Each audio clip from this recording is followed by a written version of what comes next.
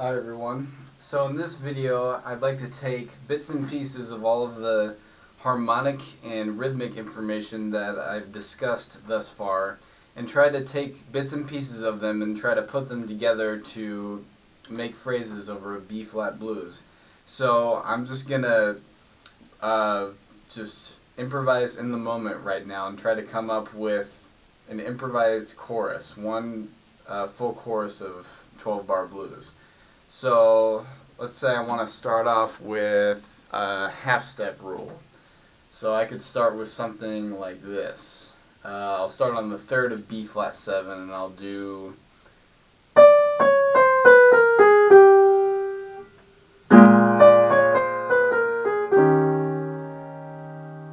So what I did there was I started on the third of B flat 7 and I used the 3 half-step rule. And then I immediately switched into E flat 7. Let's see where I could go from there.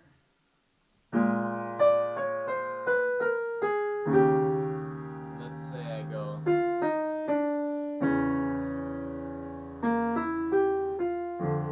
Okay, that could work.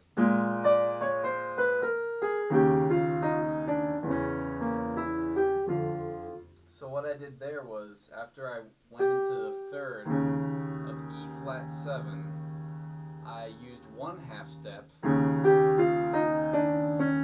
then I immediately went into a diminished. And why would I go into a fully diminished 7th there? If you watched the previous video about the importance of the fully diminished 7th chords, a half step below the 2, and how it can take you to the 2, and the diminished a half step above the 2 chord, that's the diminished I just outlined there.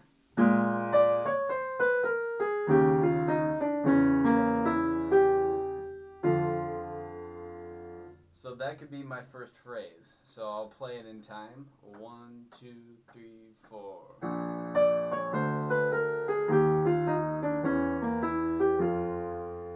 There we go.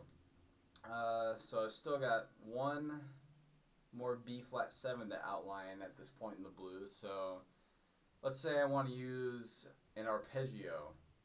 I could say B flat major arpeggio descending, and then a B flat 7, 7th chord. That could work.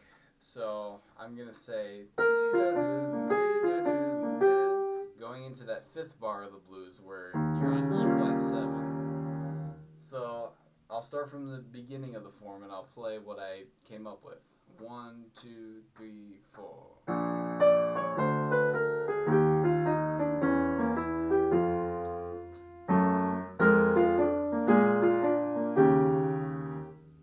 There we go, I just made a phrase. Let's see if I could incorporate the rhythmic element a little bit and see if I could throw in a triplet somewhere in that phrase. Maybe I could start with it. So instead of, I could start with a triplet there. Okay, that could work. So starting with a 16th note triplet instead of that half step roll.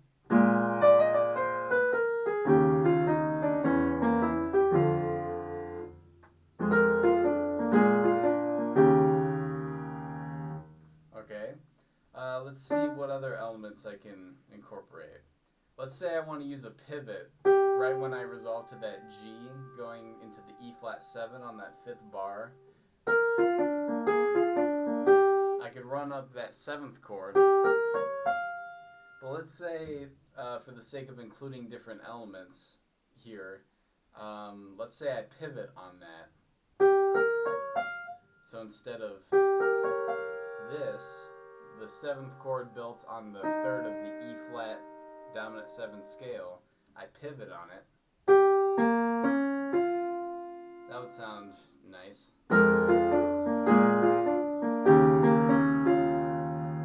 Okay, that could work. How about I go into a different half-step rule.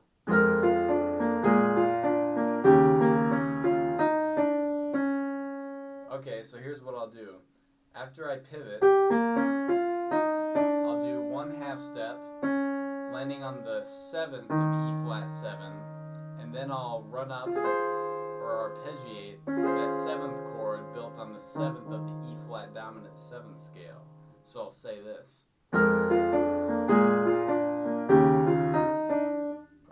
Oh, I gotta include that pivot.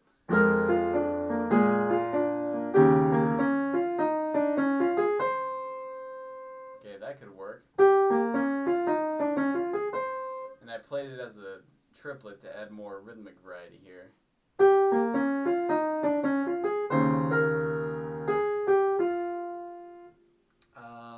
Let's see.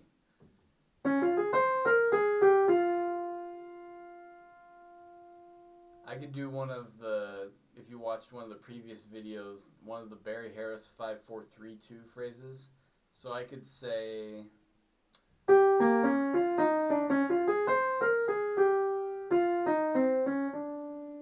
that would be 5-4.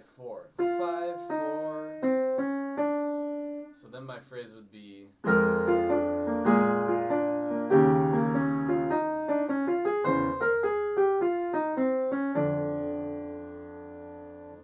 okay. Let's see if I can do all that from the beginning and test my memory. So here we go. Here's from the top of the form up to where I just stopped. Let's try that again. So I'm starting with a triplet. That's what it was. Okay, that's what it was.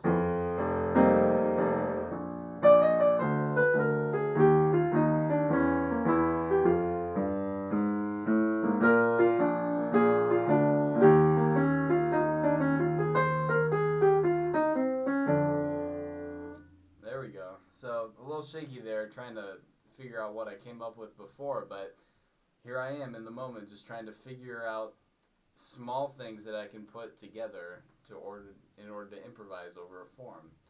Okay, so let's see what I can do after that.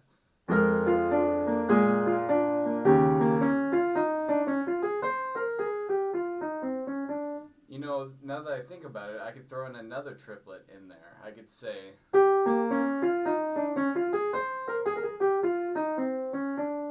that would be a 16th note triplet. Let's try that.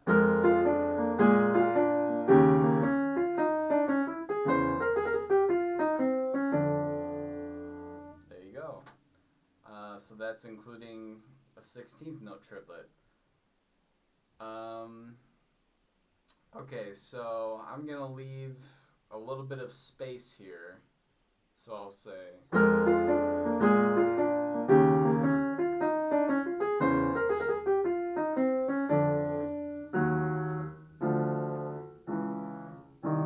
then I'll try to say something right here. So this is starting on bar 9, where you're on that C minor 7 to F7.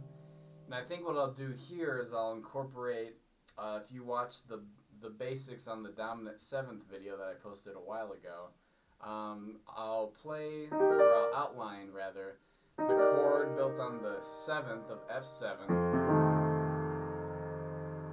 but I'll approach it from a half step below and I'll turn it into a triplet. So I'll say,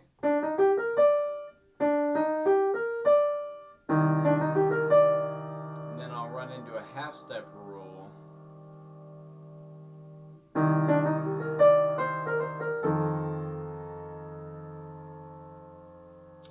Let's see if I can include a triplet in there. Okay. So I run up that 7th chord and then I say da dee da 3 4 3.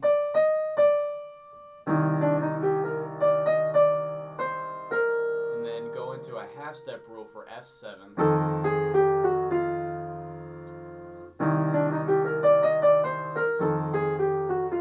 What could I do from there? Oh, you know what I could do is I could play an augmented triad, descending an F augmented triad to work against that F7. That'd be a really nice color.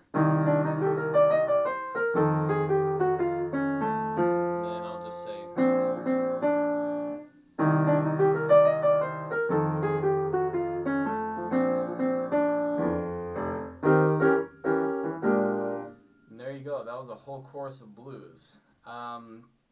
Let's see if I can remember the whole thing and play it for you so you can hear the whole thing spliced together. So I'll go slow so that I can try to remember it all. So here we go. 1, 2, 1, 2, 3, 4.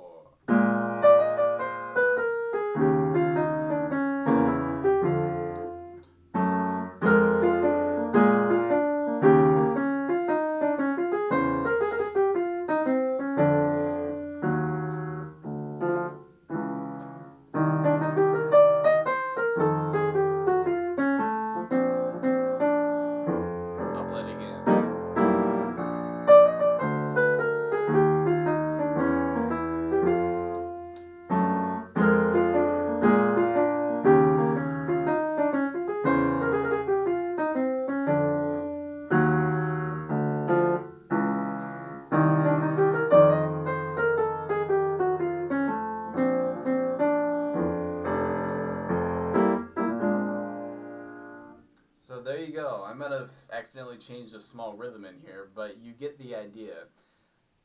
The point in me making this video is to show you how easy it can be to take the small elements that you master, like scales or scales in thirds or fully diminished sevenths, triads, arpeggios, triplets, all these different things, and trying to put them together, because this is the process that we need to focus on, because there's no limit to where your creative process can take you in trying to put these small things together to make phrases. Now, don't think that by watching this video I'm telling you to do it a certain way. Don't think that way. All I'm trying to show you is certain ways of how you can put things together. You know, just taking, again, these small pieces, these small puzzle pieces, and putting them together in different ways. And the more and more you do this over different forms, the easier and more organic it's going to become for you. It's just we need to take the time to do this process, and then if we know about the small things, we can justify every single thing we play. And if you can sit down and put small things together and explain, oh, here's this half-step rule into this, or, you know, whatever it may be, then you'll find that you really have a greater handle on what you're doing, because you can explain every little thing. And if you can explain and justify every small piece, then it'll always sound good. So there's an example of how to improvise over the blues, and I hope it helps. I hope it helps your process and your practicing, and stay tuned for the next video. Thanks for watching.